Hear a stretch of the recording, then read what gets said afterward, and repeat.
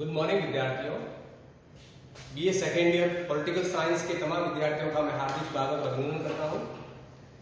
इससे पहले जो आपकी क्लास हुई थी उसमें मैंने BA second year paper first political science के अंदर सिलेबस को एक्सप्लेन किया था और बताया था कि उसमें कुल 5 यूनिट्स हैं और पहली जो यूनिट्स हैं उसमें आपके 2 ऑथर हैं, पहला है प्लेटो और दूसरा है अरिस्टो। आज हम बिना किसी भूमिका के सबसे पहले बात करते हैं प्लेटो के ऊपर। प्लेटो को फादर ऑफ पॉलिटिक्स कहा जाता है और उसका बड़ा कारण यह था कि प्लेटो दुनिया के वो पहले व्यक्ति थे जिन्होंने राजनीतिक विषयों पर चर्चा की और राजनीतिक विषयों पर जो पहली किताब लिखी गई वो प्लेटो की थी, जिसको हम रिपब्लिक कहते हैं। एक बात आपको ध्यान रखनी होगी कि प्लेटो भारतीय राजनीति में अगर अध्ययन करें तो कौटिल्य के समकालीन थे। जिस समय भारत में मौर्यों का शासन था उस समय प्लेटो यूनान में थे और जिस प्रकार भारत में राजनीति पर पहली विषय बुक्स जो है वो कौटिल्य की लिखी गई थी, अर्थशास्त्र, तो उसी प्रकार संपूर्ण राजनीतिक विज्ञान में यूनानी समाज में जो पहली किताब लिखी गई राजनीतिक विषयों पर वो था प्लेटो का रिपब्लिक। प्लेटो को फादर ऑफ पॉलिटिक्स इसलिए भी कहा जाता है क्योंकि राजनीति को किस प्रकार परिमार्जित किया जाए और एक अच्छे आइडियल स्टेट्स की स्थापना की जाए उसकी सबसे पहले दुनिया में कल्पना करने वाले जो विचारक थे वो थे प्लेटो। क्योंकि अगर आप अपने सिलेबस को ढंग से पढ़ेंगे तो प्लेटो के बहुत सारे कॉन्सेप्ट किताबों में आपको मिलेंगे, खास करके अगर आप बीएल फड़िया की किताब मार्केट से परचेज करते हैं या पृथ्वीराज जैन की। आपको मूल रूप से एक बात पर ध्यान देना है कि प्लेटो के 3 कॉन्सेप्ट आपके सिलेबस में है। पहला है प्लेटो का आइडियल स्टेट्स। इसके अंदर प्लेटो ये कहते हैं कि एक अच्छा राजा, एक अच्छा प्रशासन तंत्र और अच्छी प्रकार की राजव्यवस्था की स्थापना किस प्रकार की जा सकती है, किस प्रकार एक अच्छे नागरिक का निर्माण किया जा सकता है, किस प्रकार उस राजनीतिक भागीदारी में महिलाओं को हिस्सेदारी दी जा सकती है, उस विषयों पर उसका जो पहला कॉन्सेप्ट है वो है आइडियल स्टेट्स। तो आपको जो पहला सिलेबस में पढ़ना है वो पढ़ना है प्लेटो का आदर्श राज्य। दूसरा है उसका कॉन्सेप्ट साम्यवाद का सिद्धांत।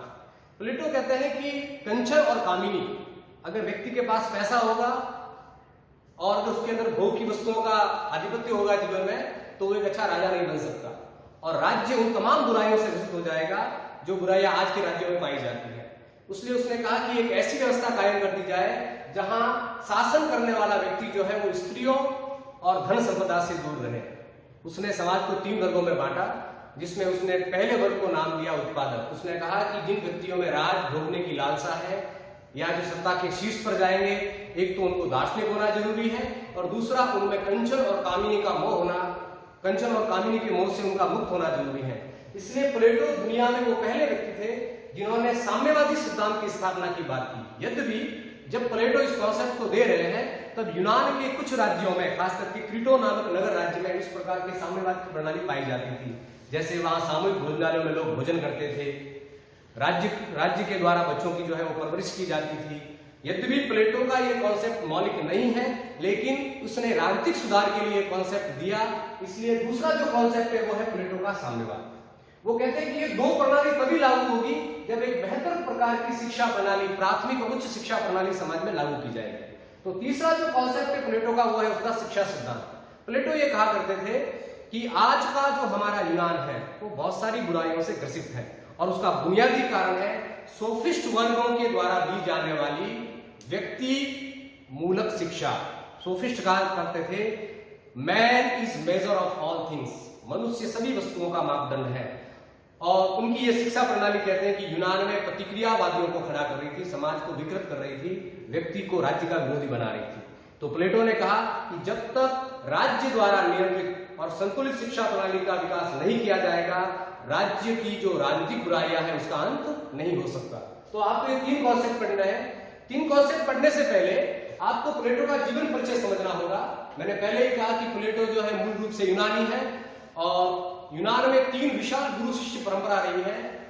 अगर हम प्लेटो के गुरु की बात करते हैं तो प्लेटो के गुरु जो है वो सुकरात थे और कहते हैं कि सुकरात को यूनान की बुद्धि कहा जाता था। सुकरात के शिष्य थे प्लेटो और प्लेटो के शिष्य थे अरस्तु। ये 3 महान गुरु शिष्य परंपरा रही और तीनों के जो विचार थे वो मूल रूप से सद्गुणों पर आधारित थे।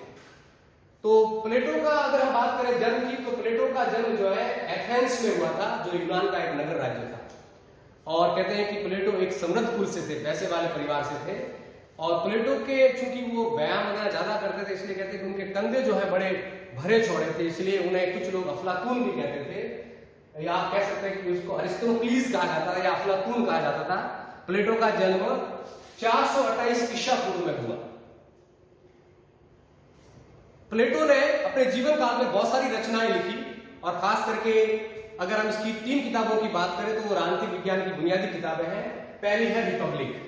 यद्यपि कुछ लोग ये कहते हैं कि रिपब्लिक जो है प्लेटो की एकेडमी के अंदर विद्यार्थियों द्वारा बनाए गए नोट्स की समरी थी, इसलिए इसके अंदर जो शैली है वो डायलॉग शैली है, यानी एक प्रश्न कर रहा है और दूसरा उत्तर देता है। जीव विज्ञानी, वनस्पति विज्ञानी या तत्व विज्ञानी ये मानते हैं कि सत्य को प्राप्त करने का सबसे अच्छा तरीका है कि आप जब कोई बात करें तो संवाद शैली में करें, और संवाद शैली से जो सत्य सामने निकलेगा वो वास्तविक सत्य होगा।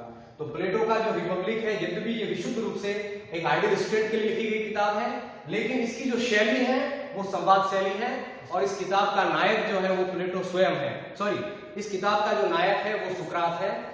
प्लेटो इसमें सवाल करता है और कहते हैं कि इसके अंदर सुकरात जो है वो उसका उत्तर देते हैं, और कुछ प्रश्न जो है सुकरात समाज से पूछता है और उसका उत्तर प्राप्त करने का प्रयास करता है। तो प्लेटो की जो सबसे महत्वपूर्ण किताब है वो है रिपब्लिक। ये राजनीतिक विषयों पर लिखा गया दुनिया का सबसे बेहतर गणवेशनात्मक ग्रंथ माना जाता है। दूसरा है उसका स्टेटमेंट, और तीसरा है उसका लॉज। ऐसा कहते हैं कि जब प्लेटो ने अपने विचार दिए और उसको लगा कि मैंने जो बातें कही, जैसे खास करके जो मैंने साम्यवाद की बात की, और उसमें जब मैंने कहा कि स्त्रियों का साम्यवाद हो, तब उसे लगा कि मानव प्रकृति वैसी नहीं है जैसा मैं सोच रहा हूँ, और उसे अनुभव हुआ जीवन के बुढ़ापे में कि कुछ बातें जो मैंने रिपब्लिक में कही वास्तव में धरातल पर लागू नहीं हो सकती। तब कहते हैं कि बुढ़ापे के अंदर जो उसने किताब लिखी उसका नाम था द लॉज, और लॉज जो है वो कई मायनों में एक व्यवहारिक किताब थी जिसके अंदर कानून पर बल दिया गया है, और रिपब्लिक वो किताब थी जिस पर नैतिकता पर बल दिया गया है। प्लेटो की कुछ और रचनाएं हैं जिसमें हम पहला नाम लिखते हैं अपोलोजी, दूसरा है यूट्रिफो, तीसरा है मिनो, चौथा है कीटो। कीटो एक नगर राज्य का भी नाम है यूनान के अंदर। चौथा है जॉर्जियस, और अगली किताब है पाइथागोरस। आपने एक बहुत पॉपुलर कहानी सुनी होगी खरगोश और कछुए की। बेसिकली ये कहानी पाइथागोरस में इसका उल्लेख है, और ये यूनान की प्राचीन कहानी है जिसको हमने कॉपी किया है भारतीयों। तो ये इतनी महत्वपूर्ण किताबें नहीं है, लेकिन 3 किताबों का आपको नाम याद रखना है। पहला है रिपब्लिक, दूसरा है स्टेटमेंट, और तीसरा है लॉज। Thank you.